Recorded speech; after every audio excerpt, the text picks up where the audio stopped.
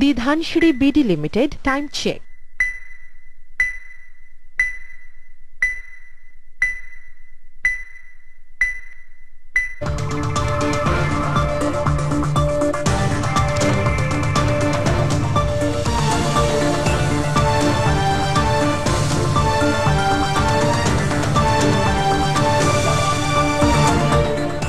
April হেফাজতে ইসলামের সকাল সন্ধ্যা হরতাল, দাবি না মানলে 5 মে ঢাকা অবরোধের ঘোষণা।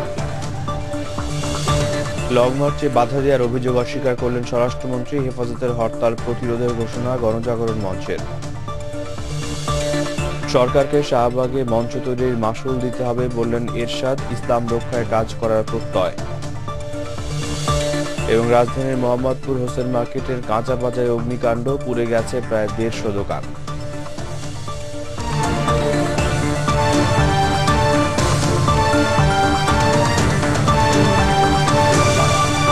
আসসালামু আলাইকুম। আজ রোববার 24 চৈত্র 1419, 25 জামাদিউল আউয়াল 1434, 7 এপ্রিল 2013। দিগন্তের সকালের সংবাদে স্বাগত জানাচ্ছি আমি আব্দুল্লাহ আল এহসান। শুনছিলেন আকিজ সিমেন্ট সংবাদ শিরোনাম, এবারে বিস্তারিত। লং মার্চ কর্মসূচিকে ঈমান ও দেশ রক্ষার আন্দোলন বলে মন্তব্য করেছেন হেফাজতে ইসলামের আমির আল্লামা আহমদ শফি। লং মার্চ শেষে শাপলা চত্বরের জনসমুদ্র দেওয়া লিখিত বক্তব্যে তিনি একথা জানান। লং মার্চে আসতে বাধা দেওয়ার প্রতিবাদে 8 এপ্রিল দেশব্যাপী সকাল সন্ধ্যা হরতাল ডেকেছেন তারা।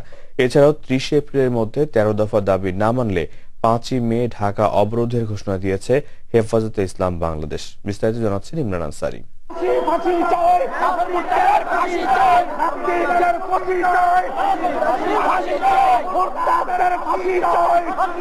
দিনের আলো ফুটতে না ফুটতেই শত বাধা বিপত্তি পেরিয়ে মতিঝিল শাপলা চত্বরে নামে তৌহিদি জনতার ঢল।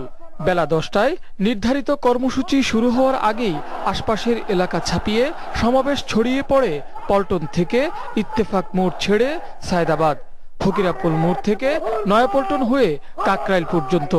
এ সময় স্লোগান আর জিকিরে মুখরিত হয়ে ওঠে পুরো রাজধানী। বেলা 3টায় শাপলা চত্বরে এসে হাজির হন দেশের শীর্ষ ধর্মীয় নেতা আল্লামা শাহ আহমদ শফি। শারীরিক অসুস্থতার জন্য তার পক্ষে লিখিত বক্তব্য পড়ে শোনান মাওলানা আনাস মাদানী। এ সময় সরকারের ইসলাম বিরোধী কর্মকাণ্ডের কড়া সমালোচনা করা হয় ওই বক্তব্যে। সংবিধান থেকে আল্লাহর উপর পূর্ণ আস্থা বিশ্বাস মুছে দিয়ে ফিরাউন ও নমরুদি শাসন ব্যবস্থা কায়েমের অপচেষ্টা দেশকে খোদাই গজব অনিবার্য করে তুলেছে। দাবি না মানলে আন্দোলন আরো তীব্রতর হবার কথাও আসে আহমেদ শফির ওই বক্তব্যে। হেফাজতে ইসলাম দেশ ও ঈমান রক্ষার তাগিদে সুস্পষ্ট 13 দফা দাবি পেশ করে ময়দানে ঝাঁপিয়ে পড়েছে। এসব দাবি কোনো রাজনৈতিক দাবি নয়, ক্ষমতা থেকে কাউকে সরানো বা কাউকে ক্ষমতায় বসানোর দাবি নয়। কিন্তু ক্ষমতায় থাকতে হলে এসব দাবি মেনেই থাকতে হবে, আবার ক্ষমতায় যেতে হলেও এসব দাবি মেনেই যেতে হবে। এর আগে মহাসমাবেশের ঘোষণাপত্র তুলে ধরেন হেফাজতে ইসলামের কেন্দ্রীয় নেতা মাওলানা জাফরুল্লাহ। সংবিধানের রাষ্ট্র পরিচালনার মূল নীতিতে আল্লাহর উপর পূর্ণ আত্মবিশ্বাস পুনঃস্থাপন করতে হবে। পরে হেফাজতে ইসলামের নেতাকর্মীদের বাধা প্রদান ও বিভিন্ন স্থানে হামলার প্রতিবাদে কর্মসূচি ঘোষণা করেন হেফাজতে ইসলামের মহাসচিব মাওলানা জুনায়েদ বাবু নগরী। অনেক নেতা কর্মীদেরকে আহত করেছে এবং গ্রেফতার করেছে, আমাদের নেতা কর্মীদেরকে লাঞ্ছনা দিয়েছে, টুপিদারিওয়ালাদেরকে। আর প্রতিবাদে আমাদের আমিরে মোহতরমের নির্দেশে এপ্রিলের 8 তারিখ সোমবার সকাল থেকে সন্ধ্যা পর্যন্ত আপনার 6টা থেকে 6টা পর্যন্ত কঠোর হরতাল হবে ইনশাআল্লাহ। ঘোষিত কর্মসূচি অনুসারে আগামী 11 থেকে 30 এপ্রিল পর্যন্ত দেশের গুরুত্বপূর্ণ জেলাগুলোতে সমাবেশের ডাক দিয়েছে হেফাজত। 13 দফা দাবি আদায় না হলে আগামী 5 মে ঢাকা অবরোধের কর্মসূচি দিয়েছে এ সংগঠনটি। এদিকে সমাবেশে সংহতি জানান বিএনপির পক্ষে ডক্টর খন্দকার মোশাররফ হোসেন ও সাদেক হোসেন খোকা, জাতীয় পার্টির পক্ষে কাজী জাফর আহমেদ ও জামায়াতে ইসলামের পক্ষে মাওলানা শামসুল ইসলাম এমপি। পরে আল্লামা শফির মোনাজাতের মধ্য দিয়ে শেষ হয় লং মার্চের এই বিশাল সমাবেশ। ইসলাম বিদ্বেষীদের বিরুদ্ধে সর্বোচ্চ শাস্তির বিধান রেখে আইন পাশের দাবিতে 56,000 বর্গ মাইলের তৌহিদি জনতার কণ্ঠস্বর আজ মিলিত হলো এক মোহনায়। এখন দেখার বিষয় সরকার তৌহিদি জনতার এ দাবিকে কিভাবে নিষ্পত্তি করে। মতিঝিলের শাপলা চত্বর থেকে ইমরান আনসারী, দিগন্ত টেলিভিশন। নাস্তিক ব্লগারদের শুধু সর্বোচ্চ শাস্তি দিলে হবে না, ঘাতক দালাল নির্মূল কমিটির ভারপ্রাপ্ত সভাপতি শাহরিয়ার কবির ও গণজাগরণ মঞ্চের সমন্বয়ক ডক্টর ইমরান এইচ সরকারকে অবিলম্বে গ্রেফতারের দাবি জানান হেফাজতে ইসলামের নেতারা। জানাচ্ছেন এম বাদশাহ। আল্লাহ ও তার প্রিয় রাসূল সাল্লাল্লাহু আলাইহি ওয়াসাল্লামের অবমাননার প্রতিবাদ জানাতে লাখো ধর্মপ্রাণ মানুষের এই জমায়েত নাস্তিকদেরকে সহযোগিতা করতেছে। এই জন্য প্রমাণ হয়ে গেল এই দেশের সরকার নাস্তিকের সহযোগী, আল্লাহ রাসূলের পক্ষের না।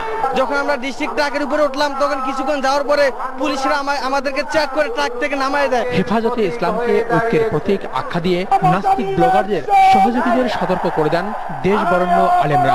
আজকের এই সমাবেশ প্রমাণ করেছে ওলামায়ে কেরাম যে কোনো পরিস্থিতিতে ঐক্যবদ্ধ হতে পারে এবং ঐক্যবদ্ধ হবে। ইসলামের হুকুমত কায়েম না হওয়া পর্যন্ত আমরা আন্দোলন করতেই থাকবো ইনশাআল্লাহ। দেশের প্রধান রাজনৈতিক দলগুলোর সমালোচনা করে সমাবেশে হেফাজতের নেতারা বলেন, ভোগের সংস্কৃতির কারণেই দেশকে দুই ভাগ করছে ক্ষমতাসীনরা। এতে পরিণাম হবে অত্যন্ত ভয়াবহ। একটার পর একটা ইসলাম বিরোধী কাজ করতে লাগছে। সংবিধান থেকে আল্লাহর নাম মুছে দিয়েছে, রাসূলুল্লাহ সাল্লাল্লাহু আলাইহি ওয়াসাল্লামের বিরুদ্ধে কটূক্তি করেছে এবং মুসলমানরা যাতে করে হারাম খায়। এই জন্য সাহিত্য বইয়ের মধ্যে আপনি দেবদেবীর নামে যদি কোনো কিছু জমে করা হয় সেটা খাওয়ার ব্যবস্থা করেছে। এই দেশের ইসলাম প্রিয় জনগণ আগামী নির্বাচনে এই নাস্তিকতার সমর্থনের সমুচিত জবাব দেবে ইনশাআল্লাহ।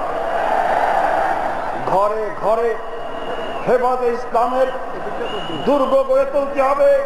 13 দফা দাবি আদায় না হওয়া পর্যন্ত হেফাজতে ইসলাম ঘরে বসে থাকবে না। এই লং মার্চকে সামনে নিয়ে গত কয়েকদিন ধরেই বেশ টান উত্তেজনা ছিল পুরো দেশ জুড়েই।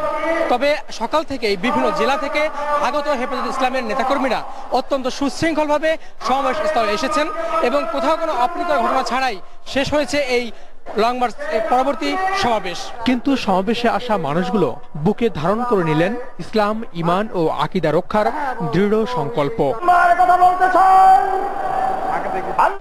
এম বাদশাহ, দিগন্ত টেলিভিশন, মতিঝিল শাপলা চত্বর, ঢাকা। লং মার্চে যোগ দিতে আসা মানুষ পদে পদে পুলিশ ও সরকার দলীয় সমর্থকদের বাধার মুখে পড়েন রাজধানীর বিভিন্ন পয়েন্টে। পথে পথে এসব তৌহিদি জনতার শত লাঞ্ছনা আর কষ্ট নিমিষে দূর হয় সাধারণ মানুষের বাড়িয়ে দেয়া সাহায্য সহযোগিতায়। জানাচ্ছেন রিয়াদ হাসান। সকাল থেকেই রাজধানীর প্রবেশপথে অবস্থান নেয় হরতাল সমর্থকরা। অন্যান্য দিনের হরতালে রাজধানীতে গাড়ি চললেও শনিবারের হরতালে রিকশা চলাচলেও বাধা দেয়া হয়। আমিনবাজার পরে যে তোরা ওই জায়গায় পুলিশ আমাদেরকে লাঠিচার্জ করছে এবং ড্রাইভারও মারছে অনেক ভাবে লাঞ্ছিত করে রোডের উপরে আমাদের গাড়ি ঘুরাই দিয়ে আমাদেরকে নামাই দিয়ে তারপর আরেক গাড়ি ওদিক ঘুরাই দিয়েছে। কিভাবে বাধার মুখে পড়ে লং মার্চে যোগ দিতে আসা অনেকে কৌশলী হয়ে রওনা হন মতিঝিলে। পাঞ্জাবি টুপি পরে আসে তাদের গাড়ি থেকে নামাই দেওয়া হয়। এই যে পাঞ্জাবি টুপি, আমি আমিন বাজার থেকে একটা টি শার্ট কিনা, টি শার্ট পরে পাঞ্জাবি টুপি ব্যাগের মধ্যে ভইরা এরপর আসছে। তাদের উচিত ছিল প্রশাসন দিয়ে আমাদের অন্তত সুন্দরভাবে পৌঁছানোর জন্য রাস্তা তৈরি করে দাও। লং মার্চে আসা আহত ব্যক্তি ও রোদে অসুস্থ হয়ে পড়া মানুষের সেবায় চিকিৎসকদেরও এগিয়ে আসতে দেখা যায়। আমি আগে মুসলমান, তারপর আমি চিকিৎসক, এটা আমাদের ইমানই দায়িত্ব। আজকে যদি এখানে না আসতাম তাহলে আমি মুসলমান হিসেবে গণ্য হতাম না। যারা হযরত মুহাম্মদ সাল্লাল্লাহু আলাইহি ওয়াসাল্লামের বিরুদ্ধে যারা বলছেন তার প্রতিবাদ করতে আসছেন, তাদের চিকিৎসা সহায়তা দেওয়া আমরা মনে করি মুসলমান হিসেবে আমাদের দায়িত্ব। দুপুর গড়িয়ে গেলেও তীব্র রোদেই দলে দলে হেঁটে চলেন ধর্মপ্রাণ মানুষ। আমি জামাতও চিনি না, আওয়ামী লীগও চিনি না, বিএনপিও চিনি না, আমি শুধু চিনি আল্লাহ রাসূলের দল। পদে পদে বাধা ও ইসলামী জাগরণের খবর সঠিকভাবে গণমাধ্যমে প্রকাশিত না হওয়ায় মিডিয়ার প্রতি ক্ষোভ জানান তৌহিদি জনতা।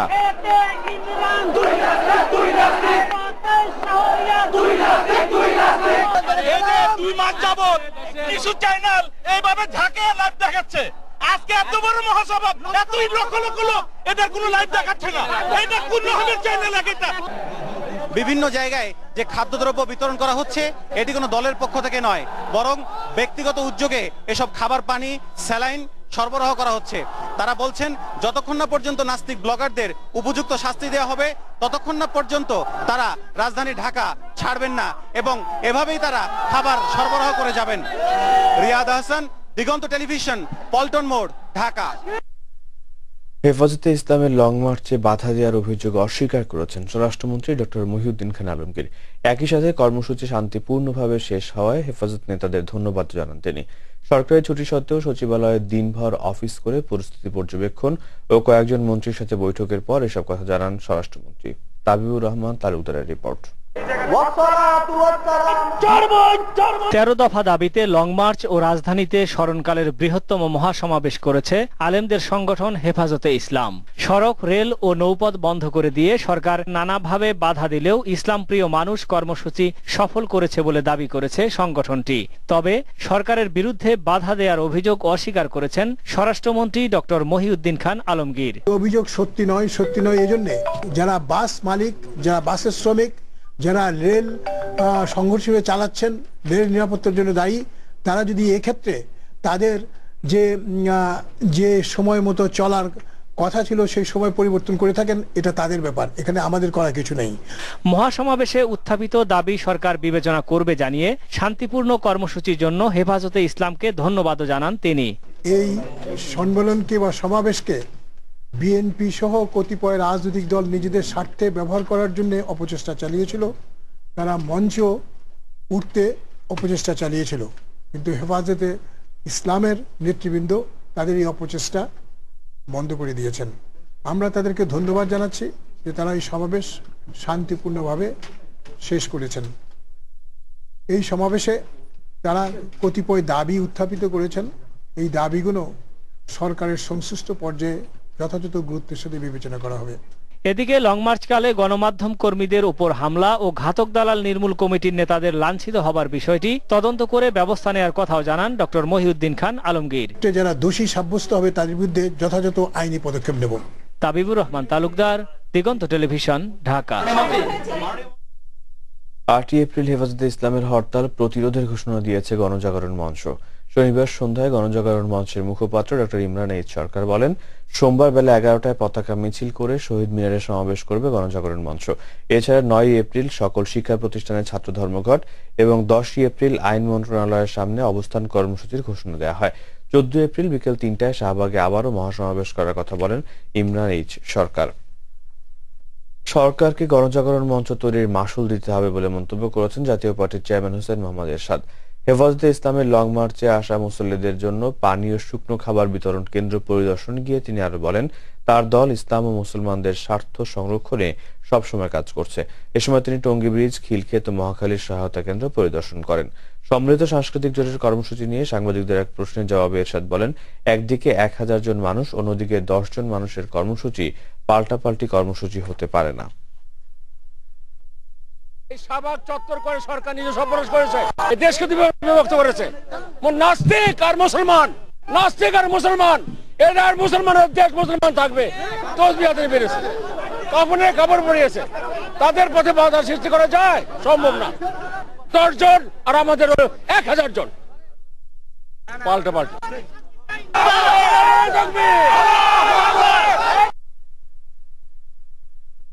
সার্কভুক্ত দেশগুলোর যোগাযোগ ব্যবস্থার উন্নয়ন, পারস্পরিক সহযোগিতা এবং দারিদ্র্য বিমোচন ত্বরান্বিত করতে সার্ক বিমা রেগুলেটরস সম্মেলন গুরুত্বপূর্ণ ভূমিকা রাখবে বলে আশা করছেন প্রধানমন্ত্রী শেখ হাসিনা। শনিবার বঙ্গবন্ধু আন্তর্জাতিক সম্মেলন কেন্দ্রে 2 দিন ব্যাপী এই সম্মেলনের উদ্বোধনের সময় একথা বলেন তিনি। সুলতানা কাকনের রিপোর্ট। বিমা উন্নয়ন ও নিয়ন্ত্রণ কর্তৃপক্ষের উদ্যোগে আয়োজিত সার্ক বিমা সম্মেলনে প্রধানমন্ত্রী শেখ হাসিনা বলেন, একটি দেশের অর্থনৈতিক উন্নয়নে বিমা খাত অত্যন্ত গুরুত্বপূর্ণ ভূমিকা রাখে। এ খাতের উন্নয়নে দেশের দুর্দশা লাঘব, ব্যবসা বাণিজ্যের ঝুঁকি নিরসন সম্ভব বলে মন্তব্য করেন প্রধানমন্ত্রী। তাই দেশের আর্থসামাজিক উন্নয়নে বিমা শিল্পকে আরো ক্ষমতা সম্পন্ন করতে কাজ করে চলেছে বর্তমান সরকার। আমরা সরকার গঠনের পরপরই 1938 সালের যে বিমা আইন ছিল সে আইন বাতিল করে আমরা নতুন আইন করেছি 2010 সালে। বীমা উন্নয়ন ও নিয়ন্ত্রণ কর্তৃপক্ষ আইন 2010 এর মাধ্যমে কন্ট্রোলার অব ইন্স্যুরেন্সের পরিবর্তে আমরা অধিকতর ক্ষমতা সম্পন্ন বীমা উন্নয়ন ও নিয়ন্ত্রণ কর্তৃপক্ষ গঠন করেছি।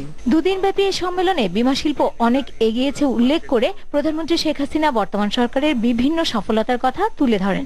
বিশ্ব মন্দা সত্ত্বেও আমরা আমাদের প্রবৃদ্ধি গড়ে 6.5 ধরে রাখতে সক্ষম হয়েছি।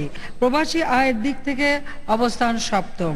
আমাদের রপ্তানি আয় $24 বিলিয়ন ছাড়িয়ে গেছে। মাথাপিছু আয়ও বৃদ্ধি পেয়েছে $850 মার্কিন।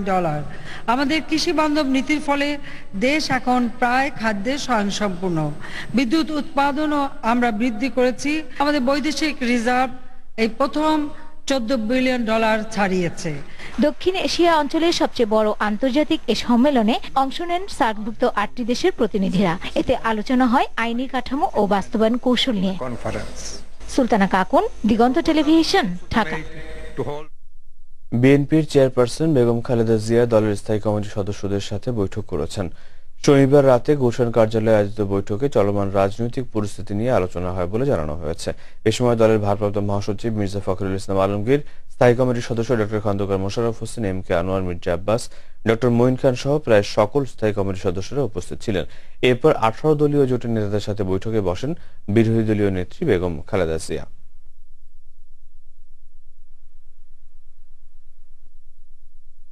আগুনে পুড়ে গেছে মোহাম্মদপুর হোসেন মার্কেটের কাঁচা বাজার। রাত 2টার দিকে আগুন লাগলে বাজারের শতাধিক দোকান পুড়ে যায়।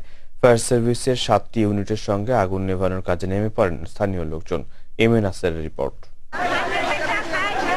ফায়ার সার্ভিসের কর্মীরা ঘটনাস্থলে পৌঁছানোর আগেই রাজধানীর মোহাম্মদপুরের হোসেন মার্কেটের পুরো কাঁচা বাজার আগুনে পুড়ে যায়।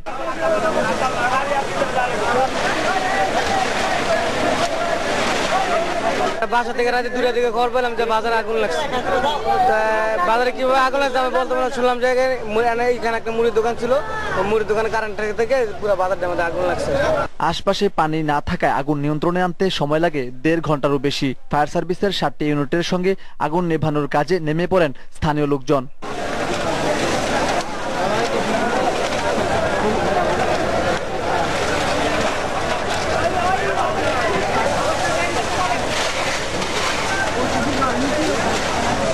বৈদ্যুতিক শর্ট সার্কিট থেকে আগুনের সূত্রপাত বলে প্রাথমিকভাবে ধারণা করা হচ্ছে। M A Naser, Diganta television, Dhaka. আহত হয়েছে অর্ধশত। নিহত নওশের খান ভাঙ্গা উপজেলার নাসিরাবাদ ইউনিয়ন আওয়ামী লীগের সভাপতি। শনিবার বেলা 11টার দিকে বিশ্ব রোড ও মদিনাতুল উলুম মাদ্রাসা চত্বরে হেফাজতে ইসলামের নেতাকর্মীরা অবস্থান নিলে আওয়ামী লীগের কর্মীরা তাদের উপর হামলা করে। পরিস্থিতি নিয়ন্ত্রণে পুলিশ 6 রাউন্ড গুলি ছোড়ে। নারায়ণগঞ্জের রূপগঞ্জে হেফাজতে ইসলামের উপর হামলা চালিয়েছে ছাত্রলীগ ও যুবলীগ। এই সংঘর্ষে 5 জন গুরুতর আহত হয়। হবিগঞ্জ থেকে একটি মিছিল গাউসিয়া এলাকায় পৌঁছে পানি খাওয়ার বিরতি দিলে পেছন থেকে তাদের উপর হামলা করা হয়। এতে কয়েকজন আহত হয়। দেশে কার্যকর গণতন্ত্র, সংসদ ও আইনের শাসন থাকলে হরতাল অবরোধের প্রয়োজন হতো না বলে মন্তব্য করেছেন গণফোরাম সভাপতি ডক্টর কামাল হোসেন। শনিবার ডিবেট ফর ডেমোক্রেসি আয়োজিত আইন করে হরতাল বন্ধ করা উচিত শীর্ষক স্টুডেন্ট পার্লামেন্ট অনুষ্ঠানে তিনি কথা বলেন। তিনি আরো বলেন, দেশের সমস্যা সমাধানে সরকার ও বিরোধী দল ঐক্যমত হলে অনেক সমস্যা এমনিতেই সমাধান হতে পারে। অনুষ্ঠানটি পরিচালনা করেন ডিবেট ফর ডেমোক্রেসির চেয়ারম্যান হাসান আহমেদ চৌধুরী কিরণ।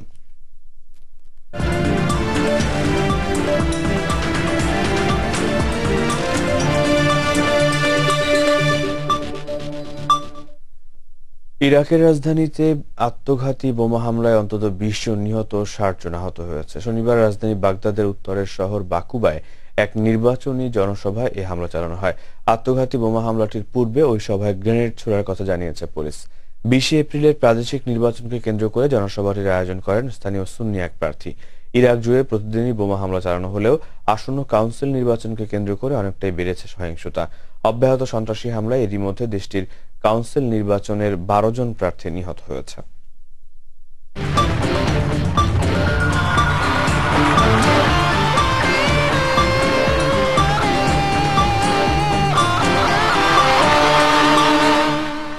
টি-20 বিশ্বকাপ ক্রিকেট 2014 এর লোগো উন্মোচন করা হলো। এ উপলক্ষে আন্তর্জাতিক ক্রিকেট কাউন্সিল ও বাংলাদেশ ক্রিকেট বোর্ড শনিবার সন্ধ্যায় রাজধানীর এক হোটেলে জমকালো অনুষ্ঠানের আয়োজন করে। লোগোতে লাল সবুজের প্রাধান্য দেওয়া হয়েছে। 16টি পুরুষ এবং 10টি নারী ক্রিকেট দল নিয়ে 2014 সালে টি-20 বিশ্বকাপ ক্রিকেটের একক আয়োজক বাংলাদেশ। আসছে বছর 16 মার্চ এই আসরের উদ্বোধন হবে। স্বাগতিক হওয়ার সুবাদে প্রথমবারের মতো কোনো বিশ্বকাপে অংশ নেবে বাংলাদেশের নারী দল। লোগো উন্মোচন অনুষ্ঠানে যুব ও ক্রীড়া প্রতিমন্ত্রী আহাদ আলী সরকার, আন্তর্জাতিক ক্রিকেট কাউন্সিল আইসিসি সহসভাপতি আহমদ মোস্তফা কামাল, বিসিবি সভাপতি নাজমুল হাসান পাপন সহ জাতীয় দলের খেলোয়াড়রা সময় উপস্থিত ছিলেন। অনুষ্ঠান শেষে ছিল সাংস্কৃতিক পরিবেশনা। আইপিএল ক্রিকেটে মুম্বাই ইন্ডিয়ান্সের কাছে 9 রানে হেরেছে চেন্নাই সুপার কিংস। 149 রানের টার্গেটে ব্যাট করতে নেমে 139 রানে থেমে যায় ধোনি বাহিনী। এদিকে দিনের প্রথম ম্যাচে রাজস্থান রয়্যালসের কাছে 5 রানে হেরেছে দিল্লি ডেয়ারডেভিলস। রাজস্থান রয়্যালসের 166 রানের টার্গেটে ব্যাট করতে নেমে ওপেনার ওয়ার্নার করেন সর্বোচ্চ 77 রান। সব মিলে নির্ধারিত 20 ওভার শেষে 6 উইকেটে 160 রানে থেমে যায় দিল্লির ইনিংস। রাজস্থানের হয়ে কোপার পান 3 উইকেট। এর আগে দিল্লির ফিরোজ শাহ কোটলা স্টেডিয়ামে টস জিতে ব্যাট করতে নেমে শুরুটা ভালো করে রয়্যালস। দলের অধিনায়ক রাহুল দ্রাবিড় করেন 65 রান। দিল্লির হয়ে উমেশ যাদব একাই পান 4 উইকেট।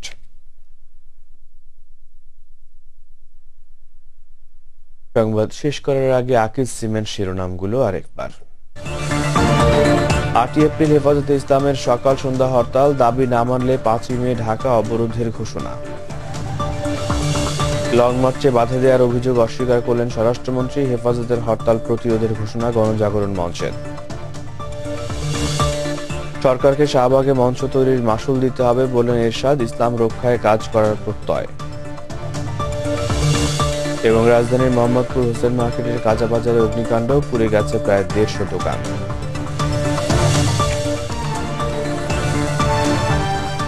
শেষ করছি সকালের সংবাদ। আল্লাহ হাফেজ।